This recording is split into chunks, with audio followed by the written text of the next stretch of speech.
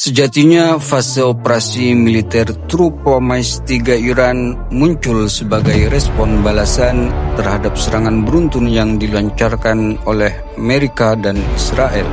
Pada 13 Juni 2025, Israel menggempur Iran lewat operasi Rising Lion menargetkan Teheran, fasilitas-fasilitas militer dan kediaman para petinggi militer Iran. Amerika menyusul menggempur Iran lewat operasi militer Midnight Hammer pada tanggal 21 hingga 22 Juni 2025 dengan target sasaran situs-situs nuklir utama Iran.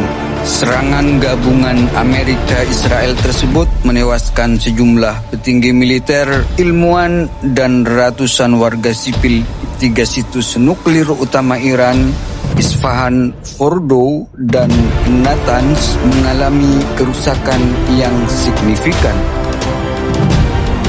Sebagai balasan atas kejahatan Amerika dan Israel itu, Iran menembakkan rudal dan drone berskala besar dalam rentetan gelombang serangan selama beberapa hari terhadap Israel.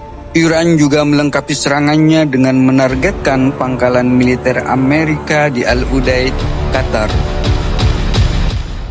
Target-target serangan Iran dalam operasi True Promise 3 cukup proporsional dan setara dengan serangan Amerika dan Israel sebelumnya, namun dengan dampak yang lebih besar.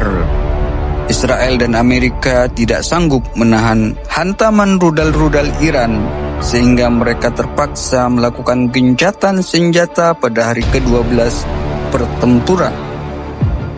Kemunculan Amerika bersama operasi militer Epic Fury menandai dimulainya babak baru Perang Timur Tengah setelah sempat terjeda selama berbulan-bulan. Amerika tampil penuh percaya diri dalam operasi terbarunya itu untuk menundukkan Iran. Di awal serangan Epic Fury, Amerika menyerang pos-pos vital Iran seperti kediaman pemimpin tertinggi Iran Ayatullah Sayyid Ali Khamenei, jantung kekuasaan sekaligus pusat komando militer Iran di Teheran. Sayyid Ali Khamenei dilaporkan tewas bersama puluhan pejabat senior dan anggota keluarga lainnya. Amerika juga mengklaim berhasil menghancurkan infrastruktur misil dan kekuatan Angkatan Laut Iran dalam serangan masif tersebut. Namun tak butuh waktu lama bagi Iran untuk memberikan serangan balasan.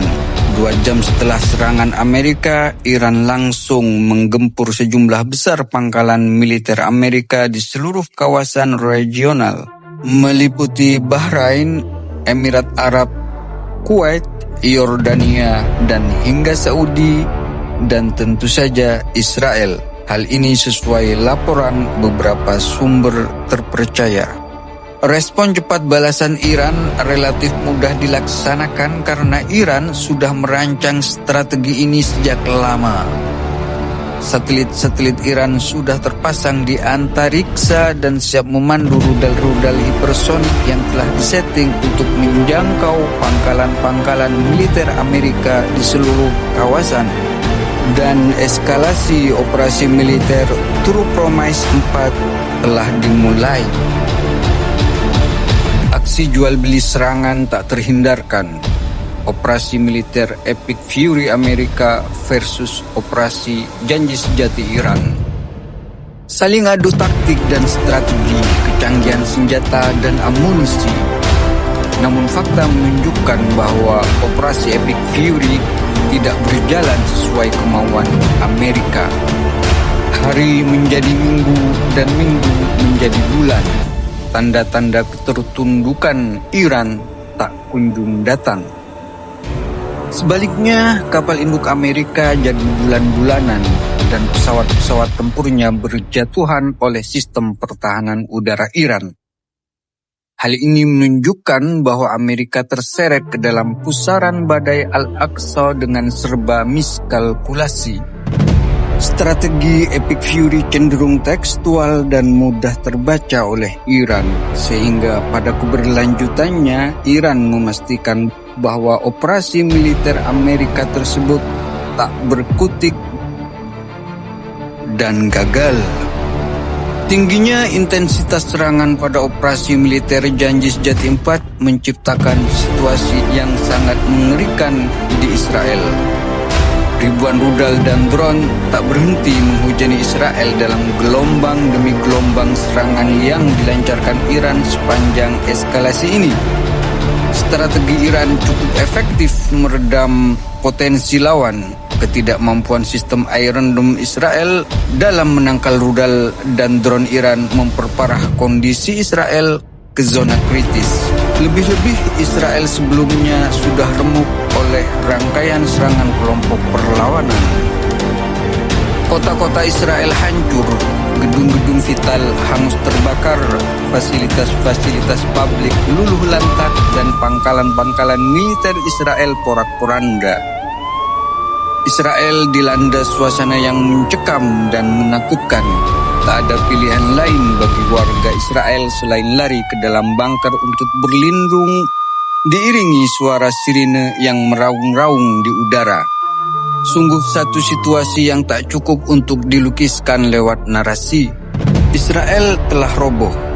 Meski perang belum berakhir, kecil kemungkinan Israel bisa keluar dengan selamat dari operasi militer Badai Al-Aqsa. Indikasinya kuat, kebinasaan Israel hanya soal waktu. Iran dan poros perlawanan telah merepresentasikan sebuah mahkamah peradilan yang sedang menjatuhkan hukuman yang setimpal kepada Israel.